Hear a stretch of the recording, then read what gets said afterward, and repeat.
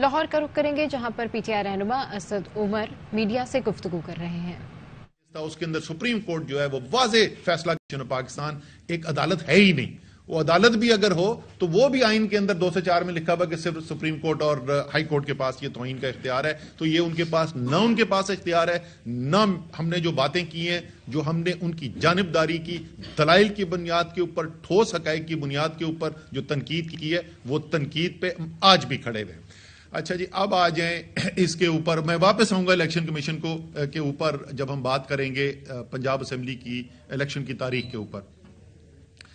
اب آ جائیے جناب، جو انہوں نے کوشش کی ہے، پہلے انہوں نے ایک رجیم چینج سازش کی آپریشن کے ذریعے پاکستان کے اندر سیاسی بحران پیدا کیا۔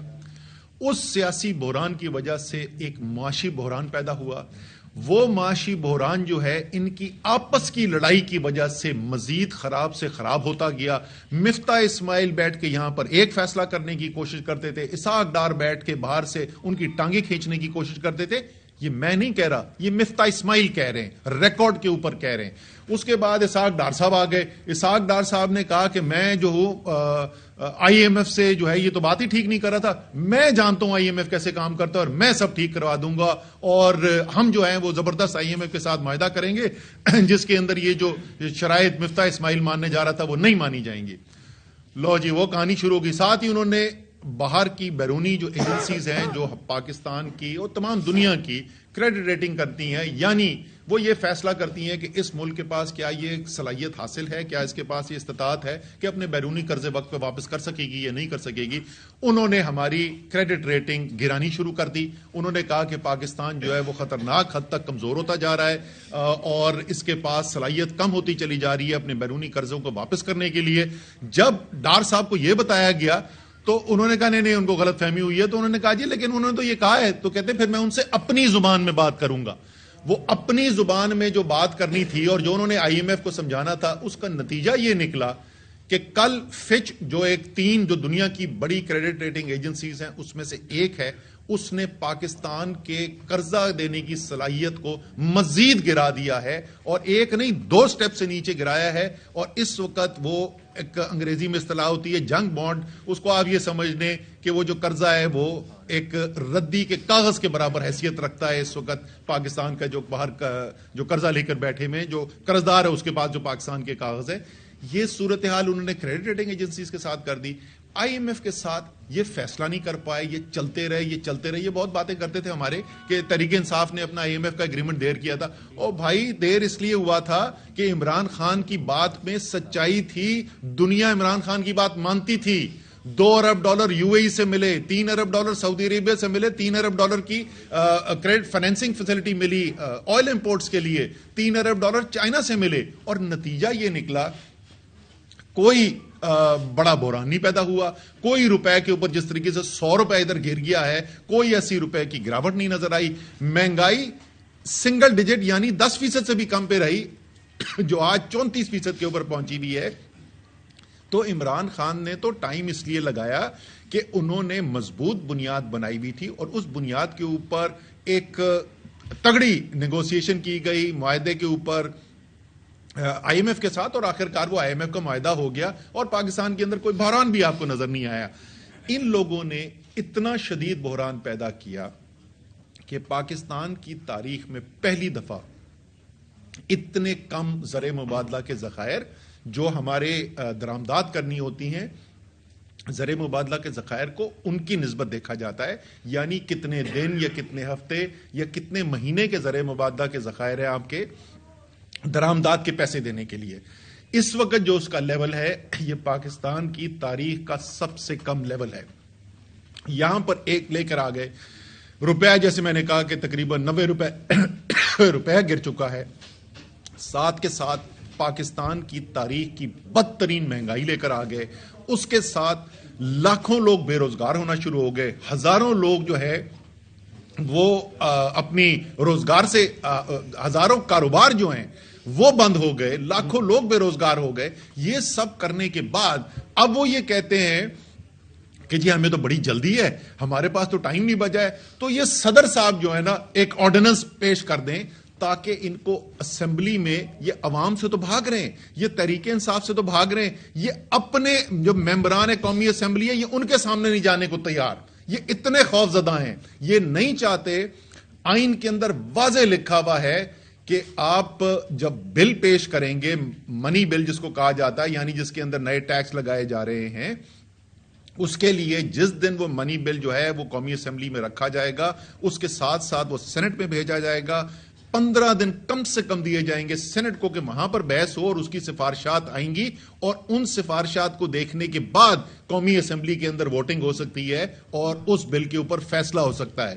انہوں نے اس سارے پروسیجر کو بائی پاس کر کے سیدھا آرڈیننس لے کر آئے ہیں. کوشش ان کی یہ تھی کہ جس وقت یہ ایک پہلے ہی تاریخی مہنگائی میں پاکستان کو ڈبویا ہوا ہے, جب مزید مہنگائی کا بوجھ ڈالیں گے تو وہ کہیں گے کہ جی یہ تو صدارتی آرڈیننس تھا, صدر تو جی عارف علوی تو تحریک انصاف کے ممبر ہیں, حالانکہ وہ آئینی عہدے کے اوپر ہے, وہ کسی پارٹی کی ممبر نہیں ہے, لیکن وہ ظاہر ہے 22 سال ان کی جدوجہد رہی تحریک انصاف کے ساتھ. تو یہ تو جی عمران خان کا, جس طریقے سے آج کل وہ مریم روزانہ بولتی ہے کہ عمران خان کا معاہدہ تھا, وہ عمران خان کا اگر معاہدہ تھا, آپ کی حکومت آئے ہوئے 10 مہینے ہو گئے, یہ 10 مہینے سے مذاکرات کس چیز پہ ہو رہے ہیں؟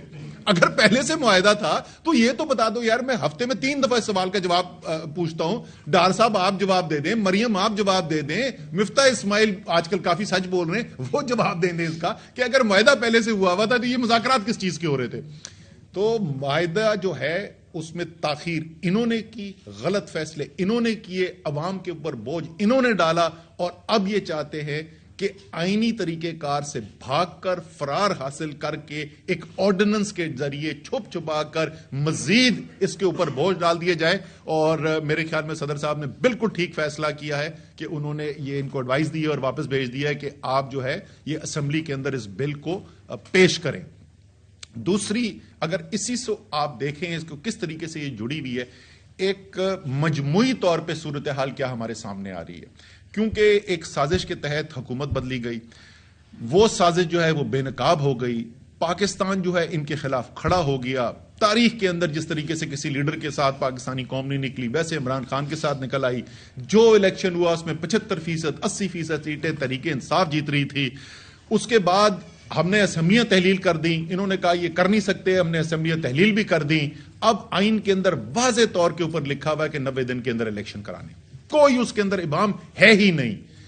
اس کے باوجود 31 دن گزر گئے ہیں پنجاب اسمبلی کو تحلیل ہوئے ہوئے, آج تک تاریخ نہیں دی گئی ہے.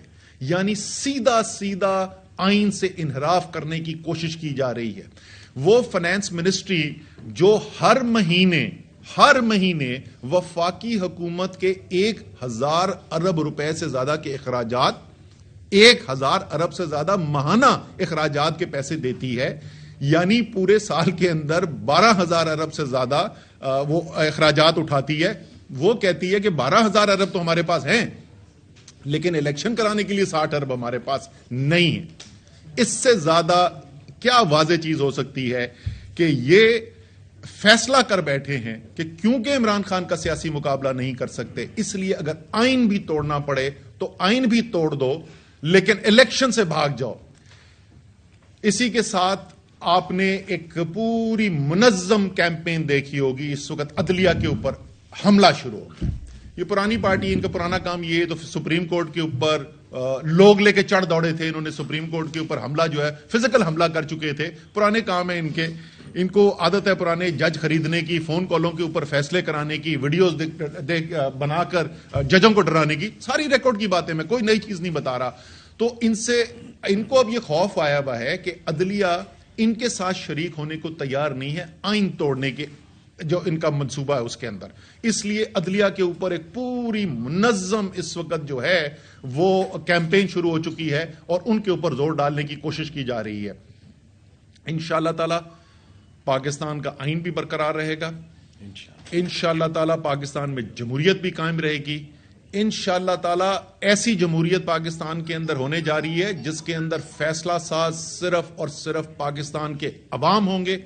کوئی بند کمرے کی سازشیں پاکستان کے مستقبل کے فیصلے نہیں کرے گی, اور یہ جتنی مرضی کوشش کر لیں بھاگنے کی, ان کو بھاگنے نہیں دیا جائے گا. جیسے میں نے اس دن بھی کہا تھا, ان کو گھسیٹ کے لے جانا پڑے گا الیکشن کے اندر, لیکن لے کے ضرور جائیں گے. اور آخر میں اب اس الیکشن کمیشن پہ آتا جو میں بات کر رہا تھا. الیکشن کمیشن کو لاہور ہائی کورٹ نے فیصلہ کیا جمعے کے دن. کتنی عدالت کے ذہن میں اس کام کے لیے ارجنسی تھی, یعنی کتنا اس کو جلدی کرنے کی ضرورت تھی آئینی تقاضے پورے کرنے کے لیے, کہ وہ جمعے کے دن رات تک بیٹھے اپنا فیصلہ لکھ کر انہوں نے اسی دن فیصلے کی اناؤنسمنٹ کی, انہوں نے اعلان کیا اور 2 ٹوک ہدایات دی کہ فوری طور پر الیکشن کی تاریخ کا اعلان کیا جائے گورنر سے مشاورت کے بعد. یہ جمعے کی رات کو ہوتا ہے. ہفتے کو کوئی مشاورت نہیں, اتوار کو کوئی مشاورت نہیں, پیر کو کوئی مشاورت نہیں, منگل کو جا کے مشاورت ہوتی ہے. فیصلہ لکھا ہوا ہے فوری طور پر. اور یہ کون سا الیکشن کمیشن ہے؟ یہ وہ الیکشن کمیشن ہے جہاں جب ایک حلقے کے چند پولنگ سٹیشن سے دعویٰ کیا گیا تھا کہ دھاندلی ہوئی ہے, تو یہ آدھی رات کو کھل گئے تھے. آدھی رات کو انہوں نے کھولی تھی ایک حلقے کے چند پولنگ سٹیشن کی دھاندلی کے اوپر. یہاں پورے پاکستان کا آئین ٹوٹنے کی بات ہو رہی ہے اور انہوں نے 4 دن کے بعد مشاورت کی. اب وہ مشاورت بھی کل مکمل ہوگی. اب کس چیز کا انتظار ہو رہا ہے؟ اب پہلے تو الیکشن کمیشن جو فیصلے کرتا رہا ہے ہمارے خیال میں, اور ہم دلیل کے ساتھ یہ بات کرتے رہے, اور ہائی کورٹس نے بار بار تواتر سے ہم سے اتفاق کیا کہ الیکشن کمیشن نے جو فیصلے کیے وہ قانون کے برخلاف ہے, اور ہائی کورٹ ان کے فیصلوں کو اوور ٹرن کرتی رہی ہے. لیکن اب تو یہ آئین سے انحراف ہوگا. اور خاص طور پہ چیف الیکشن کمشنر, آپ کو میں یہ بتا دوں کہ آپ بہت بڑی غلطی کر رہے ہیں. جس کے بھی کہنے پہ کر رہے ہیں یا خود کر رہے ہیں, چاہے دونوں میں سے کوئی بھی طریقہ ہے, آپ پچھتائیں گے آئین سے انحراف کر کے. یہ غلطی نہ کرنا. آپ لوگ کرسیوں پہ بیٹھتے ہیں, کرسیوں کا وقت گزر بھی جاتا ہے, لیکن آئین سے انحراف اگر آپ نے کیا تو کبھی نہ کبھی آپ نے ضرور قانون کی گرفت کے اندر آنا ہے. اس لیے پاکستان کی جمہوریت کو خطرے میں نہ ڈالیں. پاکستان کے آئین کو توڑنے کی سازش کے اندر آپ شریک نہ بنیں, اور فوری طور پر آپ تاریخ کا اعلان کریں اور ہم پاکستان کے سب سے بڑے صوبے کو الیکشن کے اندر لے کے جائیں. اس سلسلے میں سبطین خان اسپیکر پنجاب اسمبلی سے درخواست کروں گا کہ وہ آپ کو بتائیں کہ انہوں نے پہلے کس طریقے سے اس معاملے کو اٹھایا گورنر کے ساتھ, اور اب یہ آگے کس طریقے سے الیکشن کمیشن کے ساتھ اٹھانے جا رہے ہیں. جی بسم اللہ الرحمن الرحیم. جیسے کہ آپ سب دوستوں کو پتہ ہے کہ پہلے بھی ریپیٹڈلی ہم گورنر صاحب کو یہ کہتے رہے ہیں کہ آپ برائے مہربانی قانون کی یا constitution of Islamic republic of Pakistan کی اپنی مرضی کی انٹرپریٹیشن نہ کریں. قانون اور آئین آپ کو پابند کرتا ہے, اور وہ اس طرح پابند کرتا ہے کہ جس دن ہمارے سی ایم نے ریزولوشن کے لیے ان کو لکھا, ان کا یہ فرض بنتا تھا کہ یہ پہلے یہ کیئر ٹیکر سے بھی پہلے یہ الیکشن کی ڈیٹ اناؤنس کرتے, پھر یہ caretaker chief minister and then cabinet. تو انہوں نے مرضی کے تو 2 کام کر لیے. انہوں نے مسلم لیگ نون کی بھی نیچے حکومت بنا دی, اس کا کیئر ٹیکر منسٹرز بھی بنا دیے. میں غلط فہمی یا جلد بازی میں مسلم لیگ نون کی گورنمنٹ نہیں کہہ رہا, میں سوچ سمجھ کے کہہ رہا ہوں. اس وقت کیا کیئر ٹیکر گورنمنٹس اس طرح کام کرتی ہیں؟ جو یہ کر رہی ہیں یہ ہر دوسرا کام کر رہی ہیں, بٹ جو کیئر ٹیکر گورنمنٹ کا کانسٹیٹیوشن میں ہے کہ آپ نے یہ کام کرنا ہے, اس کے علاوہ یہ ہر کام کر رہے ہیں. تو آپ سمپلی کہیں کہ نیشنل میں بھی مسلم لیگ نون ہے, پروونس میں بھی مسلم لیگ نون ہے, اور یہ آج کے بعد برائے مہربانی یہ آئی واش کیئر ٹیکر والا لفظ استعمال نہ کریں. اگلی بات آ گئی اس کے بعد. اب آخری جب میں نے خط لکھا, اب دوستوں کو پتہ ہے, میں نے پھر ریپیٹڈلی گورنر صاحب کو یہ کہا کہ آپ اپنی مرضی کی انٹرپریٹیشنز پلیز نہ کریں, اس کو سیریسلی لیں اور آپ ہمیں الیکشن ڈیٹ دیں. اس کے بعد جو ہائی کورٹ کا ڈیسیجن آتا ہے, اس میں ہائی کورٹ کا ڈیسیجن اگر آپ آخری پیرا پڑھیں, اس میں ورڈ لکھا ہوا ہے امیجیٹلی آپ الیکشن اناؤنس کریں, and you can not deprive your people from right of vote, یا ان کو آپ ووٹ سے دور نہیں. پارلیمنٹری ڈیموکریسی ہے, ہمارا یہ رائٹ تھا, ہمارے پاس میجورٹی تھی, ہماری مرضی ہم نے ڈیزالو کر دی, اور یہ پارٹی کی پالیسی کے مطابق ملکی حالات کو دیکھتے ہوئے چیئرمین نے یہ ڈیسائیڈ کیا. ہم نے کوئی کانسٹیٹیوشن کی وائلیشن نہیں کی. اب وائلیشن ہو رہی ہے تو میرے لائرز کام کر رہے ہیں. آج ہم ڈائریکٹ प्रेसिडेंट साहब को लेटर डायरेक्ट लिखने लगे हैं कि आप गवर्नर साहब के खिलाफ एक्शन लें, और गवर्नर साहब जो हैं he is trying to violate the constitution. वो हाई कोर्ट के कल 3 घंटे की मीटिंग हुई है, इतना क्या इशू था? जब इलेक्शन कमीशन आपके पास, गवर्नर साहब 3 घंटे की आप मीटिंग कर रहे हैं, तो उसमें यू शुड हैव डिसाइडेड कि हमने किस तरफ जाना है। अब आज इलेक्शन कमीशन वाली मीटिंग कर रहे हैं, मीटिंग खेलना छोड़ दें, लोगों को अपना राइट दें, लोगों के पास जाएं। कल एक प्रोग्राम पे एक दोस्त ने कहा कि जी चूंकि पीएमएलएन का इस वक्त ग्राफ बड़ा नीचे है, वो इसलिए लंबा इलेक्शन को करना चाह रहे हैं। भाई अब ऊपर नीचे फेडरल प्रोविंस में उनकी गवर्नमेंट है, उनका ग्राफ नीचे है, तो इसमें आप अवाम को क्यों दुख दे रहे हैं, अवाम को क्यों तकलीफ दे रहे हैं? अगले 3 साल उनका ग्राफ ऊपर ना जाए तो 3 साल के लिए आप इलेक्शन और कॉन्स्टिट्यूशन को आप साइड पे रख देंगे, ये कोई आर्गुमेंट्स नहीं है। इंशाल्लाह डायरेक्ट प्रेसिडेंट साहब को लिख रहे हैं कि वो गवर्नर साहब के खिलाफ एक्शन लें या गवर्नर डेट दें, अदरवाइज। और फिर दूसरी बात देखें, वक्त गुजर जाता है, जिस तरह इंग्लिश में है ना कि दिस टू शैल पास, वक्त गुजर जाता है, बट हिस्टोरियंस जो तारीख है वो लिखी जाती है। आज हिस्ट्री आपको देख रही है, जिस तरह नेशनल असेंबली वाले स्पीकर साहब कभी उधर से भागते हैं, कभी उधर से भागते हैं, और इस तरह हिस्ट्री में कल आपका नाम आएगा, चाहे अच्छे अल्फाज में है चाहे बुरे अल्फाज में है। तो प्लीज इस तरह के काम ना करें कि जिसमें आपको खुद को भी एम्बेरसमेंट हो और कल आने वाले दिनों में आपके लिए बाइस निदामत हो, बाइस शर्मिंदगी हो। स्ट्रिक्टली हम कानून, कायदा, कॉन्स्टिट्यूशन, हम कॉन्स्टिट्यूशन को वायलेट नहीं कर सकते। हमने रहना है कॉन्स्टिट्यूशन के अंदर। मुल्क की बका आइन है, और ये आइन जो मुल्क और कौमें अपने आइन को साइड पे रख के खुद अपने फैसले करती हैं, मेरा ख्याल है वो गलत बात है। और इंशाल्लाह जैसे ये लेटर कंप्लीट होता है, मैं आप मीडिया के दोस्तों के साथ शेयर भी कर दूंगा, एंड वी आर राइटिंग इंशाल्लाह। Thank you very much.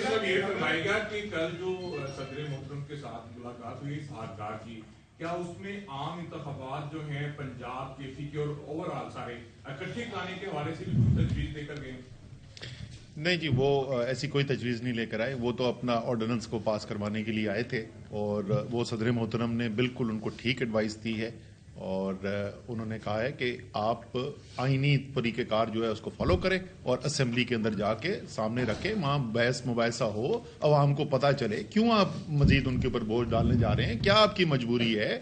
आप तो महंगाई खत्म करने के लिए आए थे, आपने 3 गुना महंगाई कर दी है, पाकिस्तान की तारीख की बदतरीन महंगाई कर दी है। आए ना पार्लियामान के अंदर जरा समझाएं कि क्यों कर रहे हैं ये सब कुछ। अच्छा आप बताएं कि अब एक किस्म का तो लॉकडाउन हो चुका हुआ है कि गवर्नमेंट इस मामले में, गवर्नर साहब अपने एक फरीक बन चुके हुए हैं, इलेक्शन कमीशन गू न गू कैफियत का शिकार है कि बिल्कुल वह कोई हार ना कोई ना हो रही है। अब एक रास्ता अदालत ही बचा है, क्या इलेक्शन कमीशन पर कंटेम्प्ट मूव हो सके? गवर्नर को तो इस्तेस्ना हासिल है, आप इलेक्शन कमीशन पर कंटेम्प्ट मूव करने जाएंगे, या दूसरी चीज एक जो फार्मूला चल रहा है कि प्रेसिडेंट ऑफ पाकिस्तान को लेटर लिखा जाएगा कि प्रेसिडेंट डेट दें, इस किस्म के कोई फार्मूले वगैरह जो आपने बनाए हों? देखिए, ये जो केस था उसके अंदर अदालत के सामने जो पैरवी की थी हमारे वकील अली जफर साहब, उसमें भी उन्होंने ये बताया था कि इलेक्शन कराने की जिम्मेदारी जो है वो 218 आर्टिकल के तहत जो है वो इलेक्शन कमीशन ऑफ पाकिस्तान की है। सो एक उनकी जिम्मेदारी बनती है, अगर तारीख जो है वो गवर्नर नहीं दे रहा तो वो तारीख दे सकते हैं। दूसरा, जाहिर है कि जो कानून है जिसके तहत असेंबली तहलील होती है उसके अंदर बड़ा वाज़ेह लिखा हुआ है कि गवर्नर जो है असेंबली तहलील करेंगे तो उसके बाद 2 काम करेंगे। पहला काम ये कि तारीख देंगे, दूसरा काम ये कि निगरां हुकूमत बनाएंगे। तो उन्होंने पहला काम नहीं किया ये कहकर के असेंबली मैंने नहीं तहलील की है, लेकिन उसी आर्टिकल के नीचे जो दूसरा काम था वो उन्होंने कर दिया। वो और बात है कि जैसे सब्तान खान कह रहे थे कि उन्होंने निगरां हुकूमत नहीं बनाई, उन्होंने मुस्लिम लीग नून की हुकूमत बना दी। तो वो उनके पास भी कोई आईनी जवाज नहीं है तारीख ना देने का। और तीसरी चीज, इलेक्शन एक्ट 2017 के अंदर लिखा हुआ है कि सदर भी ये दे सकते हैं। तो वही मैं बोल रहा हूं ना कि ये इलेक्शन तो होने, ये गवर्नर नहीं देगा, इलेक्शन कमीशन नहीं देगा, तो ये सदर साहब ने तारीख दे देनी है, क्योंकि वो तो आइन की पामाली होते हुए नहीं देख सकते। लेकिन आखिरी वक्त फिर भी है कि आर्टिकल 6 यानी इलेक्शन से आइन से के इनहराफ के मुर्तकिब ना हो, آج بھی وقت ہے الیکشن کمیشن کو, اور آج بھی چیف الیکشن کمشنر امید ہے کہ اپنے اجلاس جو وہ کر رہے ہیں اس اجلاس کے اندر الیکشن کی تاریخ کا اعلان کر دیں گے, خاص طور پہ اس لیے کہ وہ تو پہلے گورنر کو خط لکھ چکے ہیں کہ 9 اور 13 کے درمیان اپریل کے درمیان تاریخ دے دی جائے, تو اس میں اب کوئی مزید کوئی تاخیر کرنے کی وجہ ہی کوئی نہیں بنتی.